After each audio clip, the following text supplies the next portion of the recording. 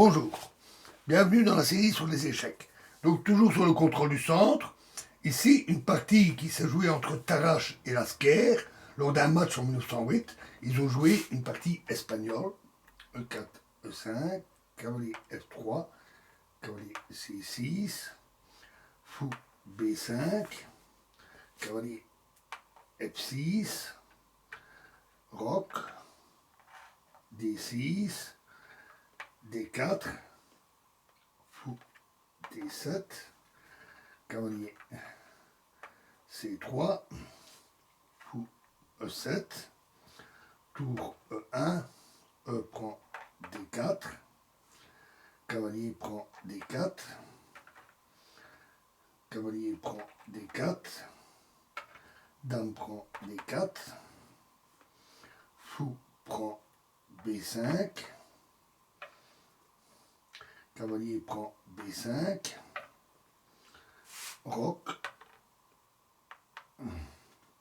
fou G5, H6, fou H4, tour E8, tour D1 et cavalier D7. Et ici, les blancs ont joué fou prend E7, ce qui est peut-être une erreur. Plus prometteur est fou G3. Parce qu'alors, si fou F6, ce serait là une erreur. Dame C4, A6, cavalier prend C7, tour C8, fou prend D6, fou prend D6, fou E5 et dame D3 avec une très bonne position des blancs. Donc sur fou G3, A6 directement est mieux. Et après cavalier C3, fou F6, là fou F6 seulement, dame D2 avec une position à peu près égale.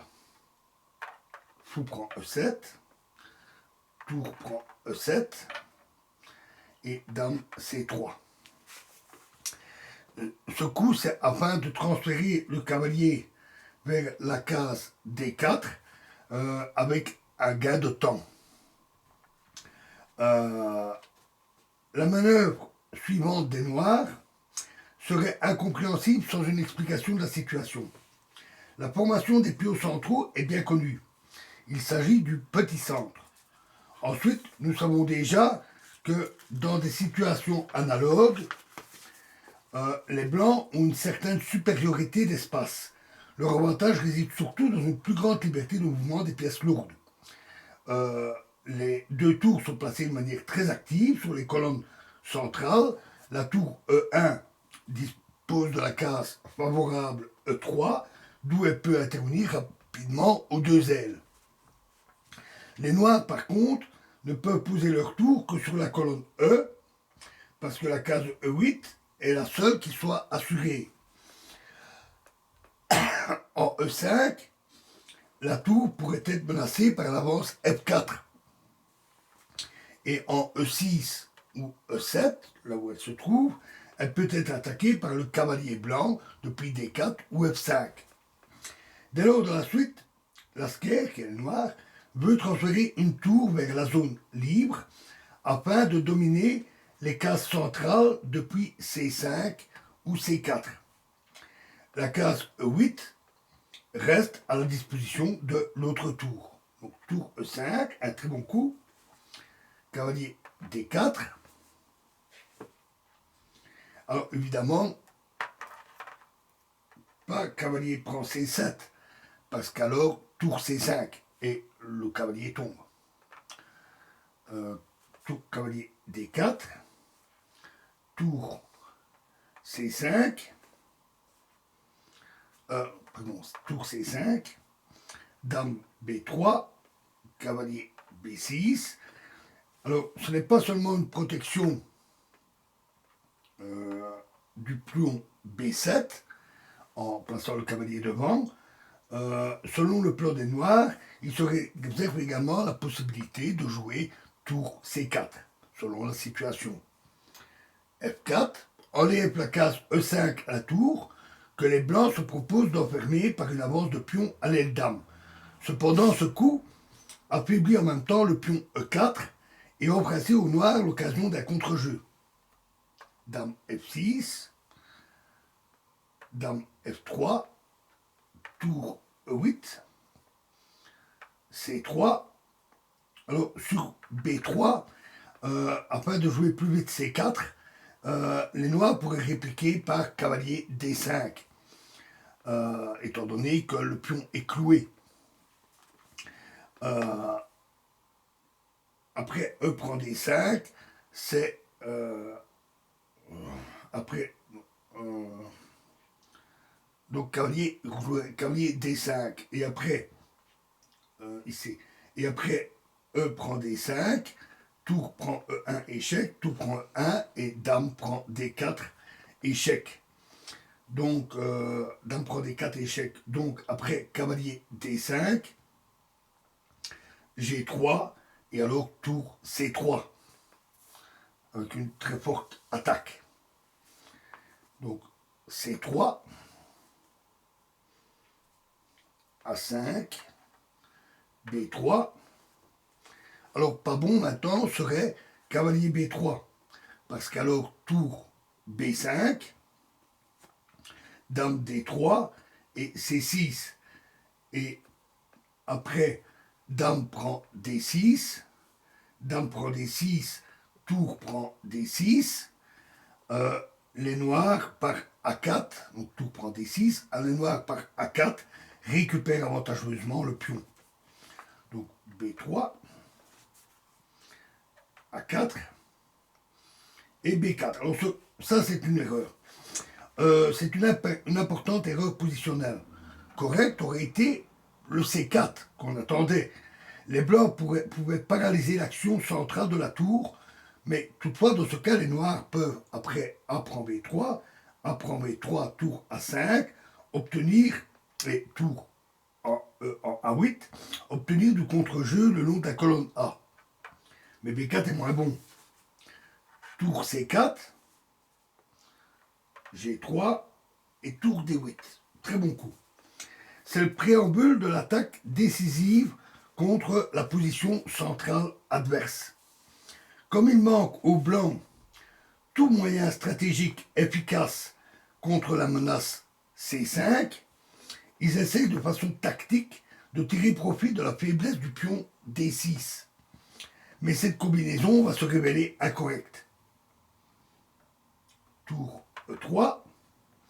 La condition la plus importante pour les publications qui vont suivre est que la tour soit sur la colonne E, que la colonne E soit ouverte.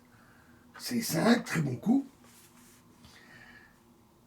Si maintenant les blancs jouaient cavalier F5, alors C prend B4, dame G4, qui menace évidemment E5. Donc, mais alors A5, et puis après dame prend A5, c'est B prend C3. Et la situation est très mauvaise. Par exemple, sur E5, D prend E5, tour prend E5, tour prend D1, échec, dame prend D1, C2, tour E8, échec, roi H7, dame H5, échec, dame H6, l'attaque blanche échoue et le pion passé décide. Donc remettons tout cela.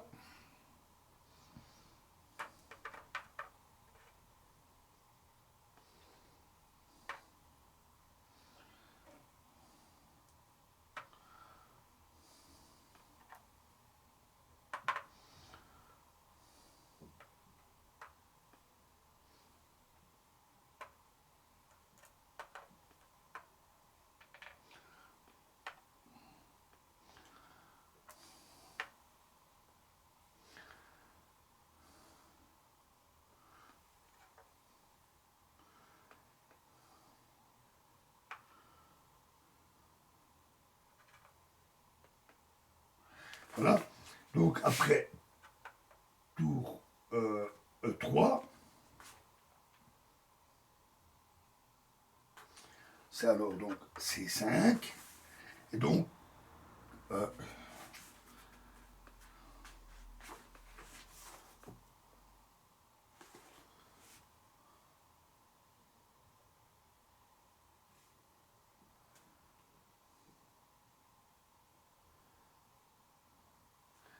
cavalier, donc ils ont joué cavalier B5, C prend B4, tour prend D6. C'est un coup intéressant. En fait, il introduit là une combinaison, mais elle n'est pas entièrement correcte et ça n'a pas échappé à la scare.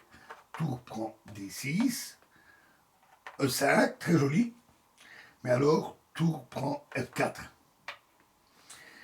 C'est une belle réfutation combative de cette combinaison. La force de la tour en C4 apparaît à nouveau. Maintenant, les noirs conservent un avantage matériel et gagnent facilement. G prend F4, dame G6, échec, roi H1, dame B1, échec, roi G2, tour D2, échec, tour E2, dame prend A2, tour prend D2, dame prend D2, échec, roi G3, A3, et c'est là qu'on voit la très mauvaise situation. Avec le pion passé, les noirs gagnent de toute évidence très facilement. E6, il y a encore eu un peu de bataille, dame E1, échec, roi G4, dame prend E6, échec, F5, dame C4, échec, cavalier D4, A2, dame D1, cavalier D5, dame A4, cavalier prend C3, dame E8, échec, ça aurait déjà mis un abandon aurait déjà été bien ici, roi H7, roi H5, essaye de piéger le roi noir, mais alors les blancs, les noirs ont fait une dame, et les blancs sont dans l'impossibilité de mater dans cette position, et donc ils ont abandonné. Voilà, et dans la prochaine vidéo, nous quittons cette histoire de contrôle du centre, et nous parlerons du centre partiellement bloqué. Je vous remercie.